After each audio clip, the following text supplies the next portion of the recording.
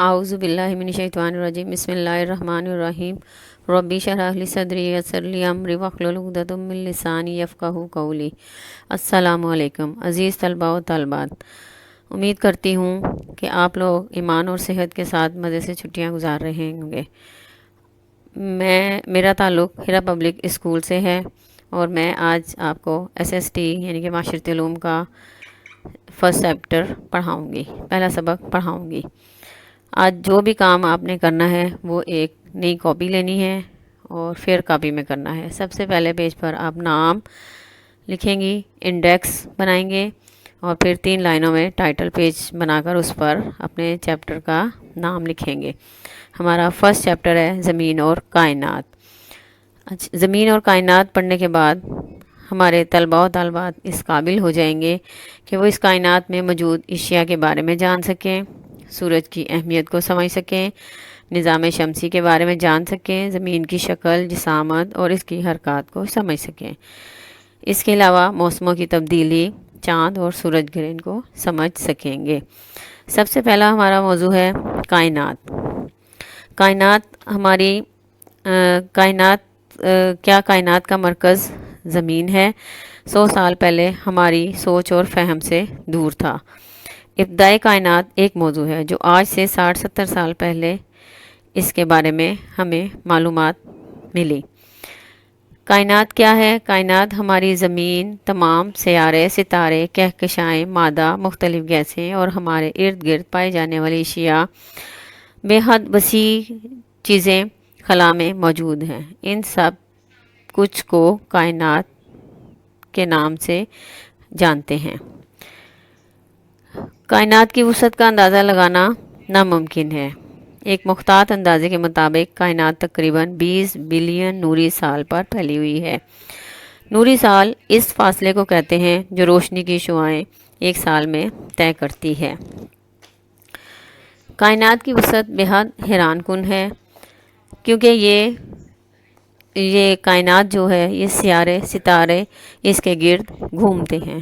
कायनात में खरबों सितारे मिलकर एक जमघट्टा बनाते हैं जिसे कहकशां कहा जाता है। कायनात में अनगिनत कहकशाएँ मौजूद हैं। कैसे वजूद में आई? हज़ारों सालों से लोग कायनात के बारे में सोचते आए हैं कि ये कैसे वजूद में आई। क्या इसका कोई नुक्ता आगाज़ था? इस कायनात का खालिक कौन था? साइंसदानों के मुताबिक एक नज़रिया पेश किया गया, बिग बैंग थ्योरी। इस नज़रिए के मुताबिक कायनात में मौजूद तमाम मादा और तवानाई एक छोटे से नुक्ते के अंदर बंद थे। इस नुक्ते को 0 पॉइंट कहा जाता है। कुछ नामालूम क़ुव्वतों की वजह से 0 पॉइंट एक ज़बरदस्त धमाके के साथ फट गया और इस तरह तमाम मादा और तवानाई फैलना शुरू हो गई। मादा ठंडा होने के बाद मुख्तलिफ इश्काल इख्तियार कर गया, जैसा कि सितारे, सैयारे वगैरह। ये तो था साइंसी नज़रिया।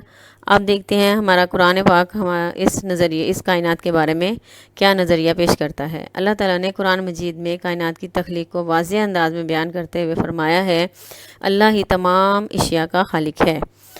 इसके अलावा एक और जगह अल्लाह ताला ने इरशाद फरमाया है, हमने ज़मीन और आसमानों और इनके दरमियान जो कुछ मौजूद है ना सिर्फ तख्लीक किया बल्कि एक ख़ास मकसद के लिए, और सब का एक अंजाम है। इसके बाद हमने आज की एक्सरसाइज का सवाल नंबर 1 करना है जो कि सफ़ा नंबर 8 पर मौजूद है। कायनात किसे कहते हैं? इसका जवाब आपको सफ़ा नंबर 1 पर मिलेगा। कायनात की हेडिंग में हमारी ज़मीन, तमाम सैयारे, सितारे, कहकशाएँ, मादे से लेकर नाम से जाना जाता है। सिस्टम के बारे में कुछ बताऊंगी। हमें रात में आसमान पर तारे नज़र आते हैं, कुछ बड़े और कुछ छोटे नज़र आते हैं। आसमान पर नज़र आने वाले ये इजसाम फ़ल्की कहलाते हैं।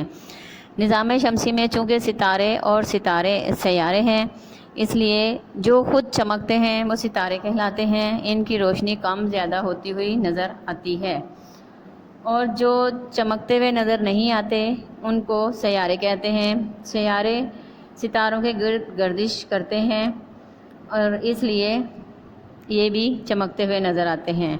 सैयारों की अपनी कोई रोशनी नहीं होती।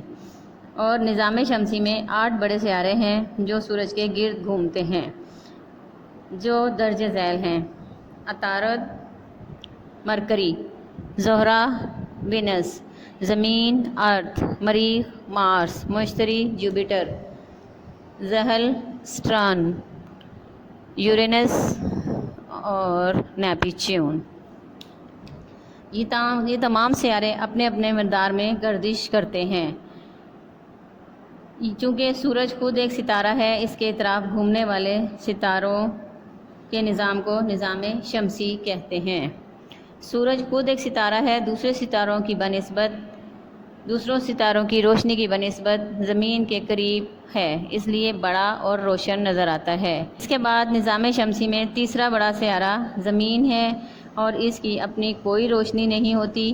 یہ سورج کے گرد گردش کرتی ہے اور اس سے روشنی حاصل ہوتی ہے اور اس گردش کو مداری گردش کہتے ہیں۔ تمام سیاروں کی بنسبت چونکہ صرف زمین پر پانی موجود ہے اور یہ سورج سے مناسب فاصلے پر واقع ہے، جس کی وجہ سے زمین پر درجہ حرارت بھی مناسب ہے، لہٰذا مناسب پانی کی موجودگی اور مناسب درجہ حرارت کی وجہ سے زندگی کی نشو و نما زمین پر ممکن ہے۔ نظام شمسی کے ساتھ دیگر فلکی اجسام بھی موجود ہوتے ہیں جو ذیلی سیارے کہلاتے ہیں۔ ذیلی سیارے یعنی کہ سیٹلائٹ ذیلی سیاروں کو بھی سورج سے روشنی حاصل ہوتی ہے۔ رات کو آسمان پر چاند نظر آتا ہے، وہ خود کے محور پر گردش کرتے ہوئے زمین کے اطراف بھی گردش کرتا ہے، اس لیے اسے زمین کا ذیلی سیارہ کہتے ہیں۔ یہ زمین کے بہت قریب ہے، اس لیے چھوٹا ہونے کے باوجود بڑا نظر آتا ہے۔ چونکہ چاند بھی سورج سے روشنی حاصل کرتا ہے، اس لیے یہ زمین سے ہمیں چمکتا ہوا دکھائی دیتا ہے۔ اب آپ نے جو سرگرمی میں سوالات دیے گئے ہیں وہ کرنے ہیں۔ سوال نمبر 1 پیچھے کر چکے ہیں، اب سوال نمبر 2 نظام شمسی سے کیا مراد ہے، اس کا جواب صفحہ نمبر 2 کی آخری لائن اور صفحہ نمبر 3 کی پہلی لائن پر ہے۔ پیارے بچوں، اگر کوئی بات سمجھ میں نہ آئی ہو تو آپ اپنی بک کا سبق پڑھیں، اور اگر پھر بھی سمجھ میں نہ آئے تو اسکول آ کے رابطہ کریں۔ جزاک اللہ خیر۔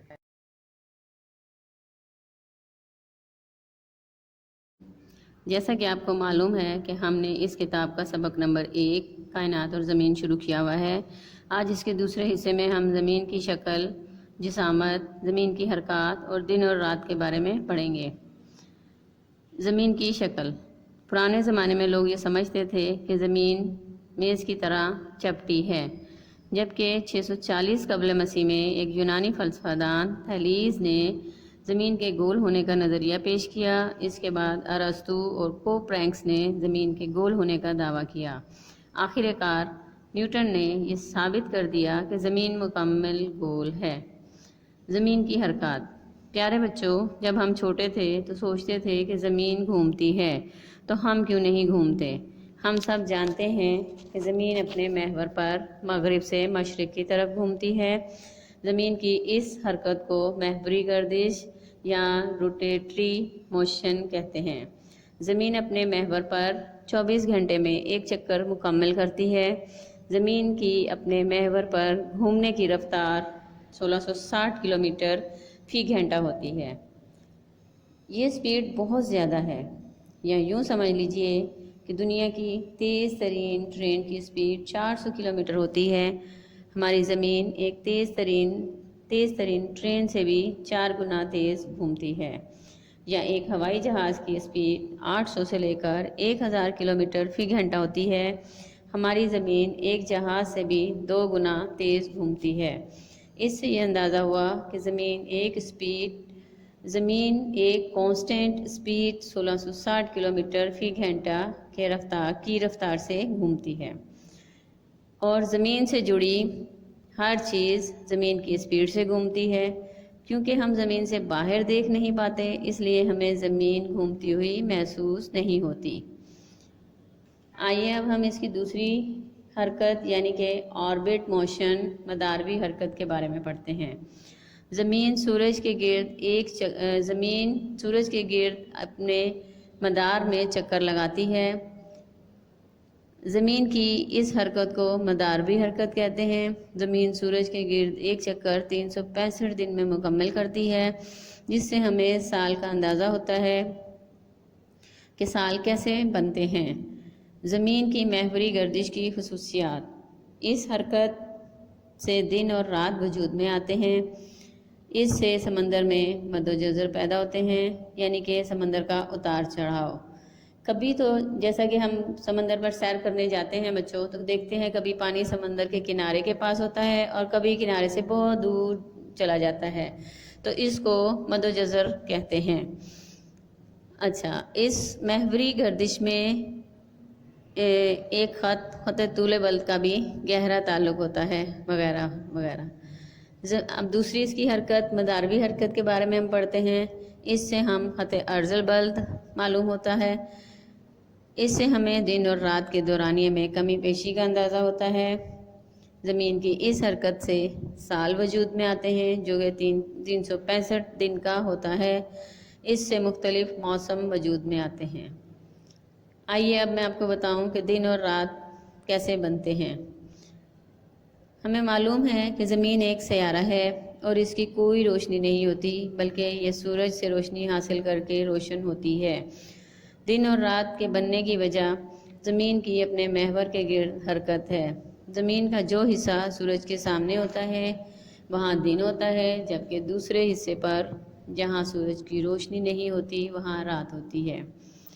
پیچھے ہم نے دو خطوط پڑھے، خط عرض بلد اور خط طول بلد۔ آئیے اس کے بارے میں تھوڑا سا بتاؤں۔ 1844 میں ایک امریکی سائنسدان نے زمین کی شکل کا ایک گلوب بنایا۔ اس گلوب کے اوپر کچھ آڑے ترچھے خطوط بنائے۔ زمین کے گلوب پر بنائے ہوئے آڑے ترچھے خطوط حقیقتاً زمین پر موجود نہیں ہوتے، یہ فرضی ہوتے ہیں، جنہیں عرض بلد اور طول بلد کہتے ہیں۔